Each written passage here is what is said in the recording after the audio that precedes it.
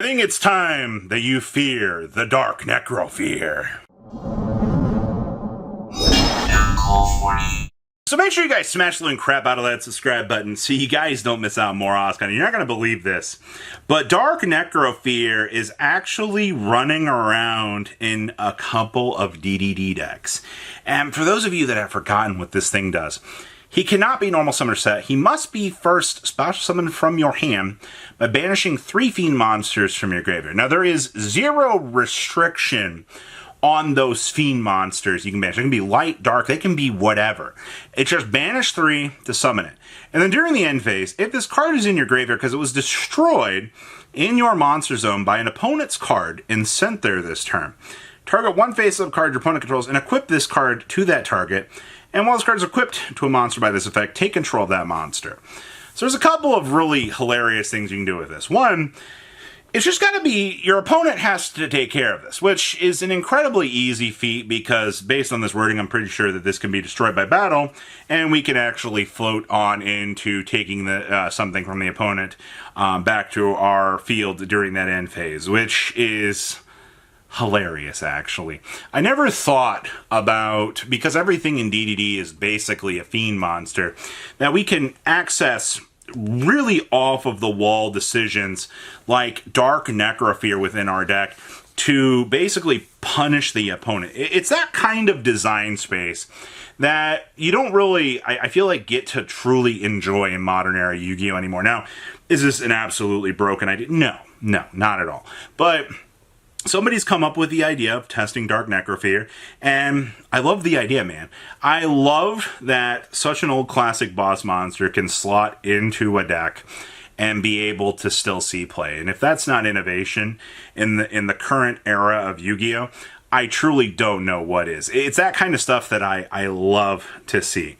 And then, of course, we have the Grinning Grave Virus. This card tends to pop up quite a lot, but it's tribute a dark monster with 3,000 or less attack. Now, you're probably like, well, that's pretty easy, but anything over 3,000 you're not going to be able to access. Your opponent destroys 1 card of their choice in their hand or deck for every 500 that monster had on the field. Technically, they can just destroy 6 things from the deck, and, they're off to the races. But if you're tributing a monster with 2,000 or more attack, to activate this effect, you get to look at all cards your opponent draws until the end of their 3rd turn after this card resolves, and destroy all monsters among them. And then cards destroyed and sent to the graveyard by this card's effect cannot activate their own effects that same turn. That's the important line on this card. Because whatever your opponent chooses to destroy with this, they're not going to get their effects. And that's kind of a painful payoff when you kind of think about the way that modern era Yu-Gi-Oh! Is. Being able just to go, that's cool, you can take all these monsters you want, you can deck them out of the deck, that's fine, but I'm going to get 3 turns of draws, I'm going to know exactly what you're going to be working with here, and I'm going to basically be able to kind of counterplay you from that point on. Now, obviously, all of the viruses are kind of relevant. I mean, Eradicate or Epidemic Virus still pops up every blue moon as one of those cards that you're just like, ooh, yeah, that's a little bit of a blowout when it actually does come up. And I mean, yes, all of the viruses, deck, Devi, except for Crush Card. Poor Crush Card. Nobody wants to bat an eye at Crush Card. Though Crush Card did have a little bit of a recent time, actually. Because being able to Crush Card, decks like, I think it was Malice, actually. Because there's not really much of an advantage you can get just taking away everything from your opponent on, any potential stack-ups that they could have or any sort of countermeasures that they could have. Did feel kind of good. I did appreciate that one. Koa'ki Meiru Draco. So, we've talked a lot about floodgates and their current place within the game, and how a lot of the player base just is not happy to see floodgate monsters, kind of popping up and being a little bit of a menace, which, takes us back to Koa'ki Meiru Draco. Now, 99% of Draco's accessibility is going to come from being brought off of Heavenly Spheres. There's very little times where I draw this card and I go, I think I'm just going to summon Koa'ki Meiru Draco and pass. That's not much of a thought that should be coming into your head, because I guarantee you, when you are actually slapping this stupid thing on the table, it's going to feel really, really, really awkward when, your opponent is like, oh, I'll just battle over that. No, what you want to do is you want to be able to casually roll into the sphere mode and then bring it out. But then I guess the problem becomes, it's got some piss poor stats of 0-0 after being brought off of sphere mode. So you're not going to get a very strong monster. No, actually, you're just going to kind of get something out there floating that's got a jamming floodgate effect, whose job is to eat a battle phase and get the game back to your turn. And honestly, Spheres is already taking care of their, normal summon that they've already probably committed to try to get over it. So the Draco's probably going to stick around at least for another turn. And at that point, if you're getting 2 battle phases off of the stupid 0-0, I mean, seems kind of good, people. So, yes, he is a floodgate monster. Yes, he is still mildly, inconveniencingly strong against a lot of the meta, but 2-for-1 special. It jams light and dark. I don't see the problem with this card. Why would you be upset about it? The uptick of Radiant Typhoon Vision with the Fallen and the Virtuous. So, the Fallen and the Virtuous it's like ticking everywhere in the OCG.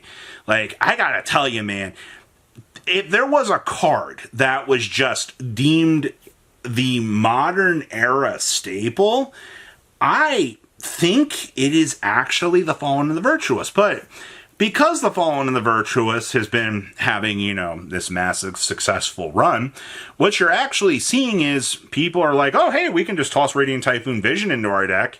And suddenly you're like, oh, well, this kind of changes things, Now I might have this extra copy being added to my hand. Now I can use Visions to go get me some extra cards out of the deck. This also means I could trade in droplets, crowns in the future. This combination is gonna be, it's players looking for any sort of draw power that they can latch onto, but it's also very damning to see how good these cards actually are. And I gotta clap for it, man. I really do. It's this sort of stuff that makes the deck building space, when Konami makes generically good cards, or makes cards within archetypes extremely good, and we see that, these little things are cracking down different ways, and we're seeing, oh, hey, these cards are just massively bonkers good in all sorts of different engines. And I mean, splashability is the problem here. You wanted good cards and they wanted to sell product, but instead they created some of the most generically good spot removal that the game of Yu-Gi-Oh! Has seen in years. And it's going to continue to be exploited very, very, very strongly.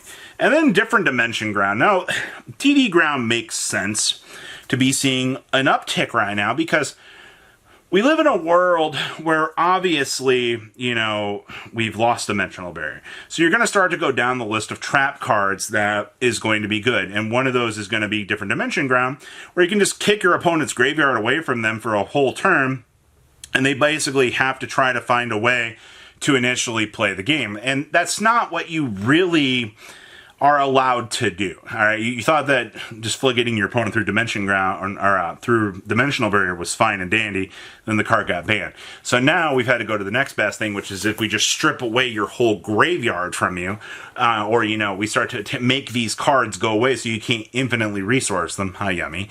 Where you're going through the loops. That's where DD ground really starts to get good. Also, decks like Malice, you get no advantage out of this. Obviously, you got no advantage against Dimensional Barrier, but there is a counterbalancing argument for this card. Most of the time I've seen this card pop up, it's been a one-of. You're not sitting here shitting on the floor looking at different dimension ground as this crazy broken card. No. What you're looking at is, you're looking at a temporary, you hand-trapped me, I need a card to beam out onto the field. It's going to try to get the game back to my turn. And 99% of the time, I think different dimension ground will do that job very, very strongly. So I kind of appreciate that, honestly. The card gets the job done for sure. So what do you guys think? Please leave a comment down below. Tell me what you guys think, and I'll see your beautiful faces back here later in the day, guys. Patrons, thank you. Thank